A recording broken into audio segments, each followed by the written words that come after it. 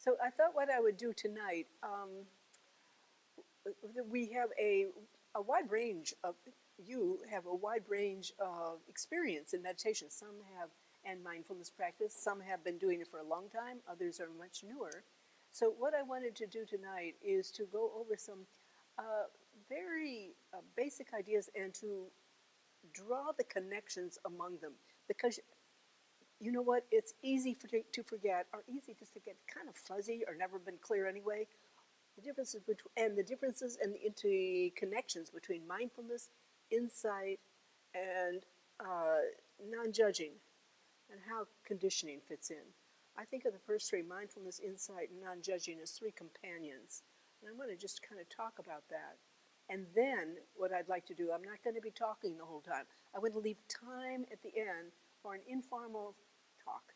You know, it's easier when there's so few people here. I'm hoping you will participate and speak up. That we'll see how that goes. Anyway, maybe this will inspire you to speak up, ask questions, and we'll see. So what I want to do, first of all, mindfulness. You know, we talk about mindfulness like every single night that we're here.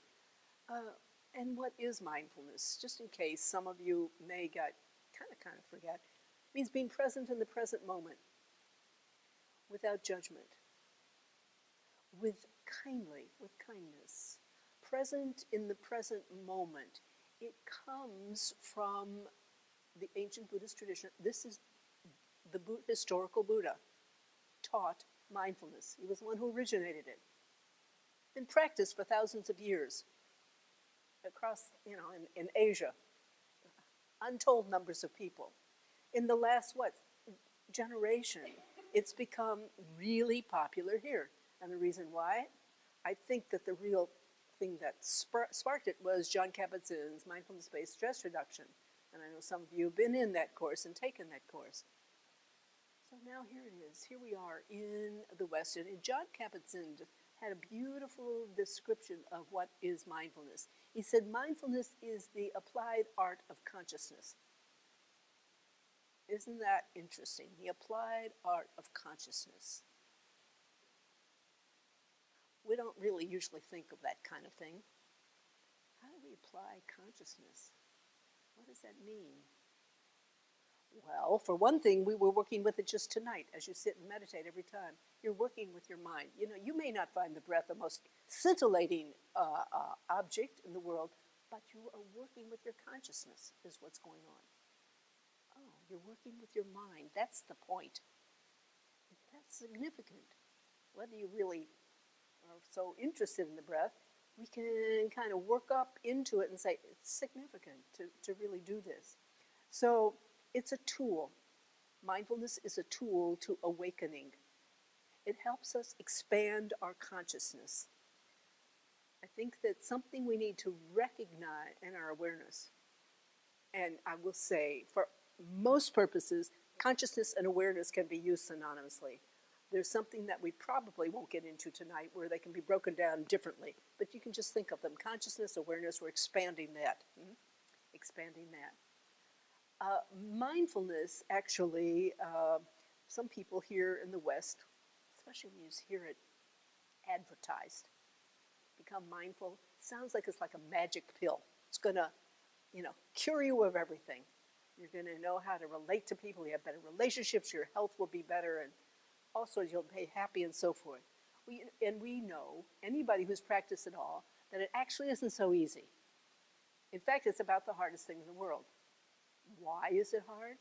Because it's a challenge. It challenges you, each of us, to really look, what's going on with me? What is really true? The trouble is, once we start looking at what's really true, we find all kinds of things we don't really like about ourselves, about what's really true, about how we relate, how we act. It's not about being perfect, but it's about being honest. That's mindfulness. That's hard. Hurts the ego. Ego doesn't want to hear these things, so we balk. We balk at that. It's like, yike, I don't think I want to get into that. I don't think I want to get into that.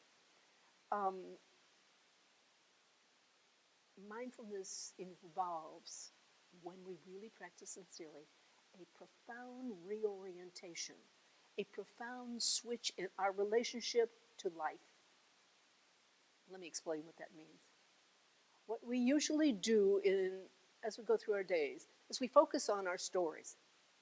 I think every one of us can think of one of the stories of the day today for you. I know my story of the day, or one of them. You know, the thing that goes around and around your mind, you say, oh, Lord, wish I hadn't done that, or wish I hadn't done that, or why should it be that way? The story of the day. We all have that.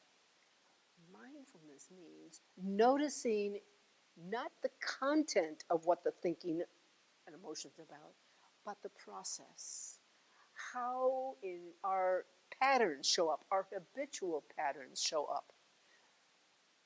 We notice, oh yeah, I tend to get stuck on, and then you name what the kind of thing is.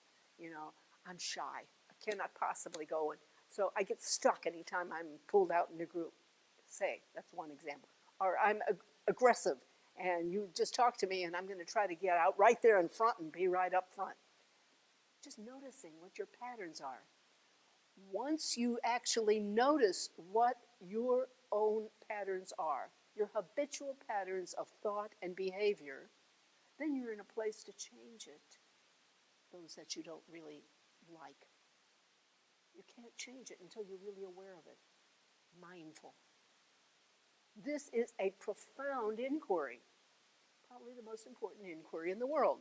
Who am I, really?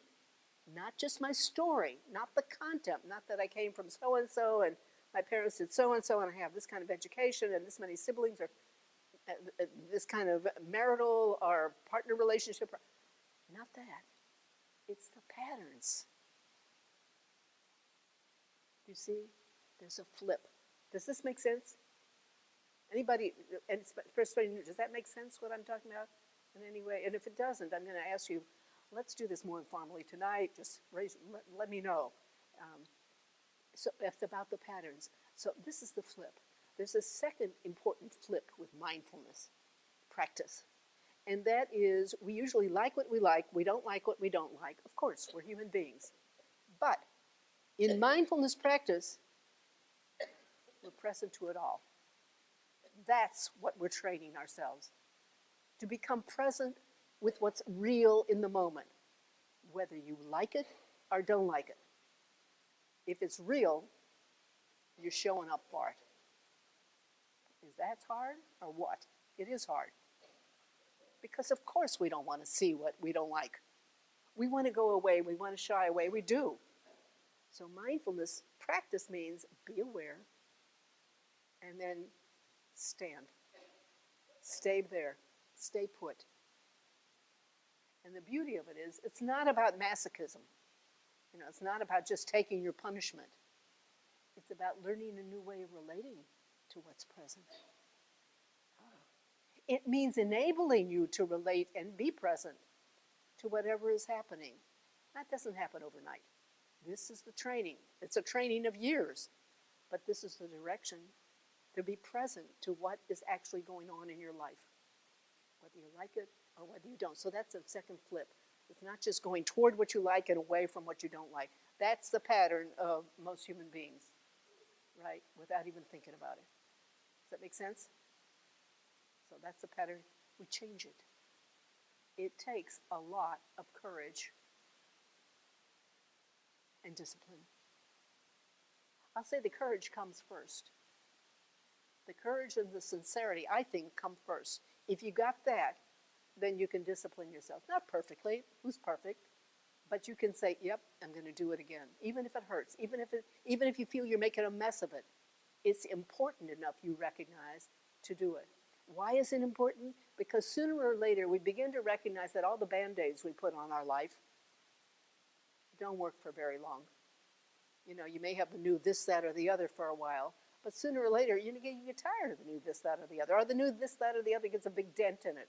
Or if it's a little puppy, the puppy grows into be a big, unruly monster or something, whatever. It doesn't last for long.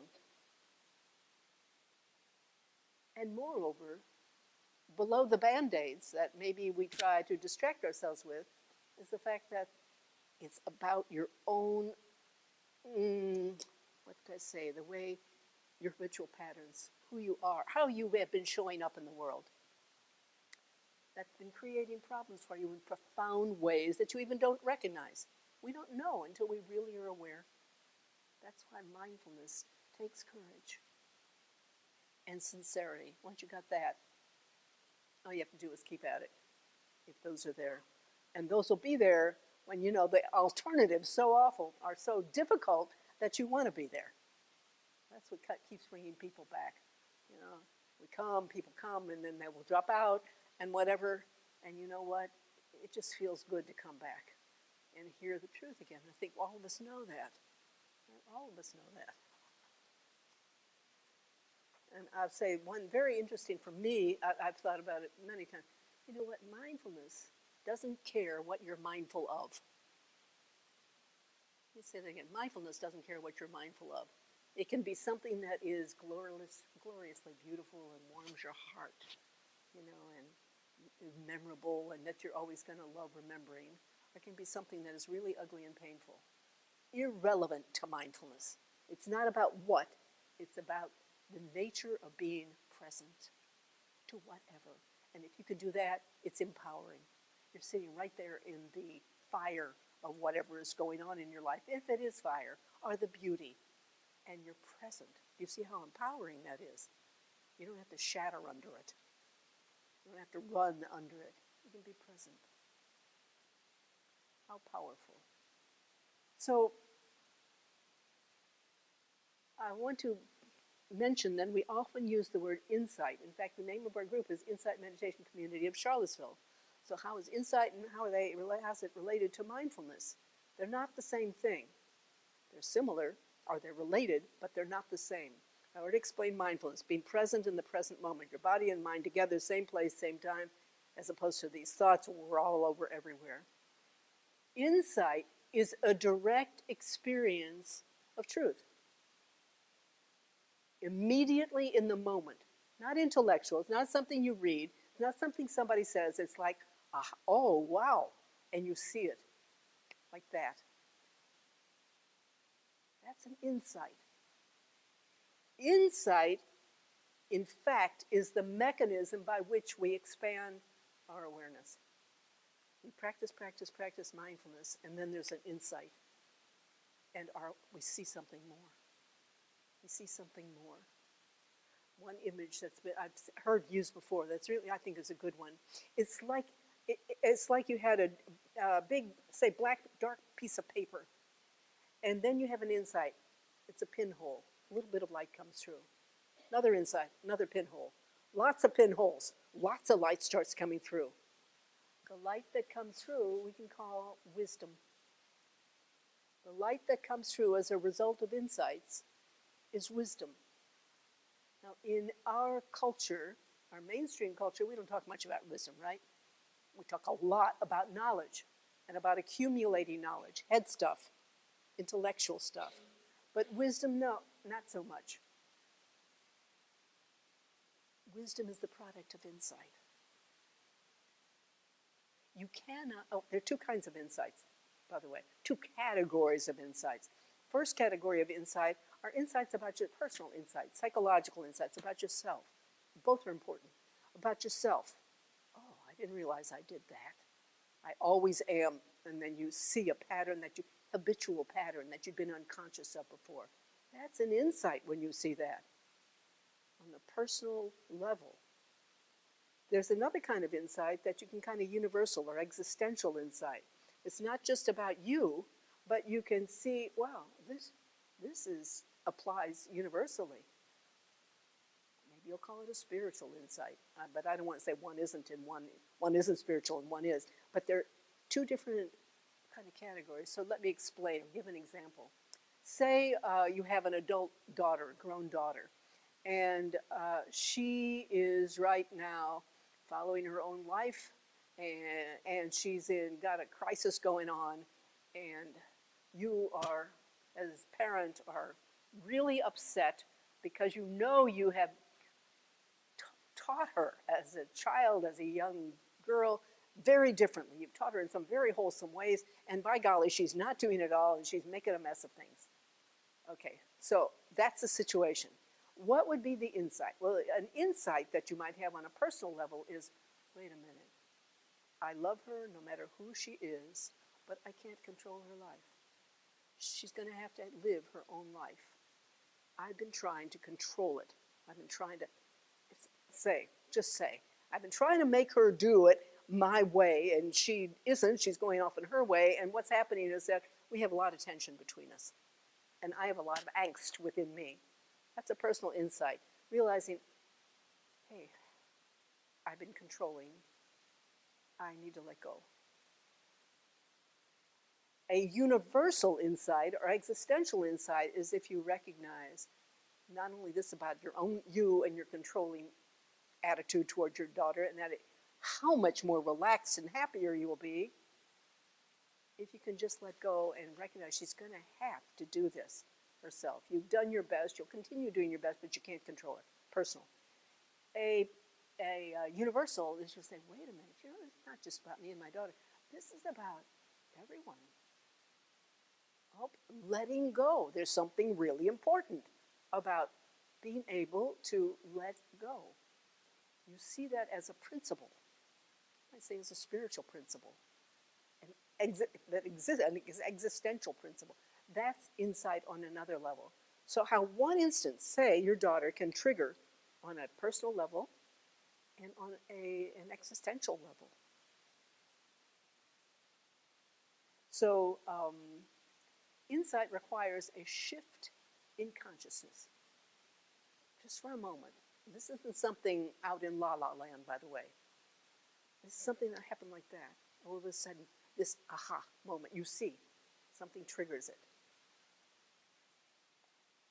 So you cannot control insight. You can't make it happen. You can sit down and practice mindfulness. That you can do. But you cannot make insights happen. They will happen when they happen. But if you practice mindfulness, they're going to happen. You're cultivating the ground. Do you see? Insights are not within your control.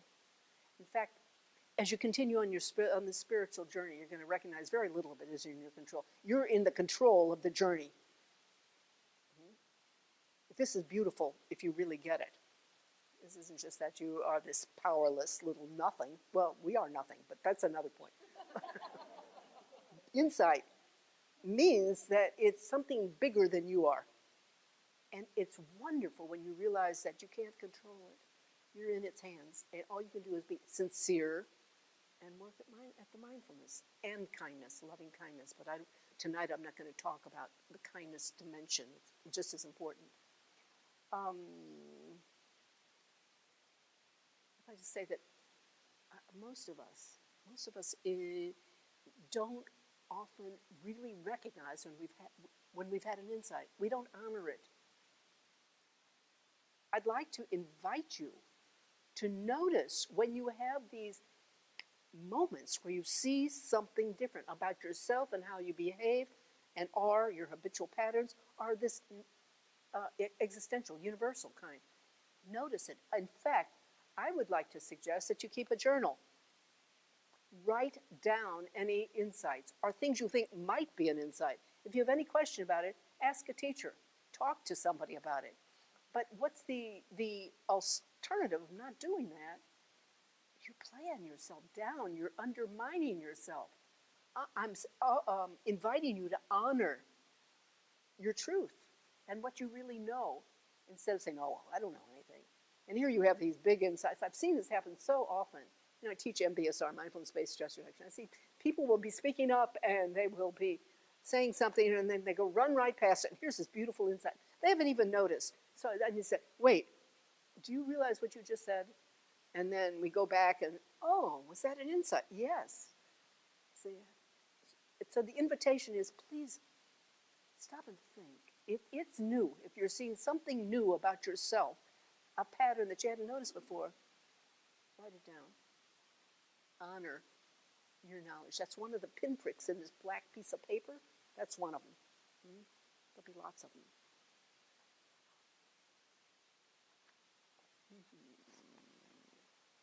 So, okay, so what stands in the way of insight? What stands in the way of insight? Our conditioning. And what is conditioning? It means all those habitual patterns that you grew up with, and everybody grew up with their own set of conditioning. Conditioning isn't bad. Conditioning is what every human being, how we grow. We need to. And then as adults, mature, or kind of mature, thinking, inquiring adults, we start noticing. This is what we're called to do. Notice, what's my conditioning? Some of us can come right off the top of our head and know a lot of it. But the truth is, this is an inquiry that doesn't stop. We keep seeing nuances of our conditioning. It is so subtle and so deep and not easy to find often. So we keep after it. So our conditioning, let me read you something here. The problem is we often just don't even know what we don't know. That's it, the problem. We don't know what we don't know. So, I don't know that I'm just proceeding on automatic. That's kind of a problem, isn't it? It's like you can't think outside the box till you know there's a box, right? The box is your mind, the way it's set up, the habitual pattern. So here's something. It's written by Anthony de Mello. He was a Jesuit priest in the 20th century, later part of the 20th century, and a Jesuit priest. And what he taught was not officially mindfulness, but all great. I think he was a great spiritual being. He saw it. He taught it. He taught it in another way. So here it is. This was his comments, and clearly it is just almost his verbatim comments at a retreat that he was leading. And he says, spirituality means waking up. He's talking to a group of people. Most people, even though they don't know it, are asleep. They're born asleep. They live asleep. They marry in their sleep. They breed children in their sleep. They die in their sleep without ever waking up. They never understand the loveliness and the beauty of this thing we call human existence. All mystics, Catholic, Christian, non-Christian, no matter what their theology, no matter what their religion, are unanimous on one thing. All is well. All is well. Though everything is a mess, all is well. It's a strange paradox, to be sure. But tragically, most people never get to see that all is well because they're asleep. They're having a nightmare. Last year on Spanish television, I heard a story about this gentleman who knocks on his son's door. Jaime, he says, wake up. Jaime answers, I don't want to get up, Papa. The father shouts, get up, you've got to go to school. And Jaime says, I don't want to go to school. Why not, asks the father. 3 reasons, says Jaime. First, because it's so dull. Second, the kids tease me. And third, I hate school. And the father says, well, I'm going to give you 3 reasons why you must go to school. First, because it's your duty. Second, because you're 45 years old. And third, because you're headmaster. Wake up, wake up. Now, this is de Mello speaking. Wake up, wake up. You've grown up. You're too big to be asleep. Wake up and stop playing with your toys. Most people will tell you they want to get out of kindergarten, but don't believe them. Don't believe them. All they want you to do is mend their broken toys. Give me back my wife. Give me back my job. Give me back my money. Give me back my reputation, my success. This is what they want. They want their toys replaced. That's all. Maybe you're going to disagree and say having lost your partner is a toy. Listen to where he's coming from, though. This is what they want. They want their toys replaced. That's all. Even the best psychologists will tell you that people really don't want to be cured. They want relief. A cure is painful. Waking up is unpleasant, you know. You're nice and comfortable in bed. It's irritating to be woken up. That's the reason the wise teacher will not try to wake people up. I hope I'm going to be wise here and make no attempt whatsoever to wake you up if you're asleep. It's really none of my business, even though at times I say, wake up. My business is to do my thing, to dance my dance. If you profit from it, fine. If you don't, too bad. As the Arabs say, the nature of rain is the same, but it makes thorns grow in the marshes and flowers in the garden. So, waking up, as opposed to being asleep, this is what we're about. degrees of being asleep, of course. It's not literally, but degrees of it, degrees of being unaware of what we have never inquired into. Seeking. So standing in the way of insight and being mindful is our conditioning, our being asleep, walking around without really realizing what's going on.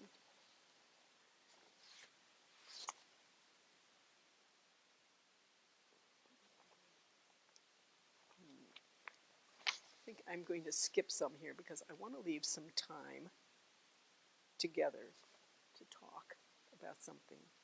What I'm going to do is I'm going to tie up mindfulness, insight, conditioning, and also throw in the factor of not judging. This is a story. And the story I experienced, it happened a few years ago. I was walking down the street in front of me. It was right here in town. And in front of me there was a woman, a mother, who had a toddler in a stroller. And she was walking in front of me. She was walking past the house. I was a little back behind. And there was a dog right outside this house. And it was trying to get in through the gate. That there was a fence around the front yard. And I could see that this was the dog's house. I mean, you could see the dog was trying to get in. It was a kind of gate that if you were on the outside, you had to unlatch something to push it open. If you were on the inside, you could have just pushed it open, which is apparently what the dog did. Went out and then found that she couldn't get back in. So she was there trying to push. And I watched this mother, and you could see what she did was she rushed on by this dog. And my impression, now again, this is only my judgment, but she certainly didn't stop for a moment. She hurried by that dog, and I thought, chances are when she was young, she was really frightened by a dog, or at some point in her life. And she probably saw this dog as a threat to herself and her baby, her little one. So she just went right on by and left that dog standing there really suffering. She didn't see the suffering individual. She had a judgment. She had a preconception in her mind. You see, a conditioning. The conditioning of her past and her experience with dog. Threat. So what I did is I walked by and I opened the gate, and the little dog ran right in and right up on her porch and sat down and was happy. But my thought is, this mother, I'm sure she was a kind woman. I'm sure she was a caring mother. I mean, assume that. Yet she left this little being out there suffering, because it was clearly suffering, because she could not see past her conditioning. She couldn't see what was really happening. And I think, to me, that really exemplifies what this is all about. We have to be able to see what is happening if we're going to really act with wisdom and kindness. She did not act with wisdom. She did not act with kindness. And I'm sure she would have thought herself a kind person. I don't know if the wise part. So do you see how these things are all related together?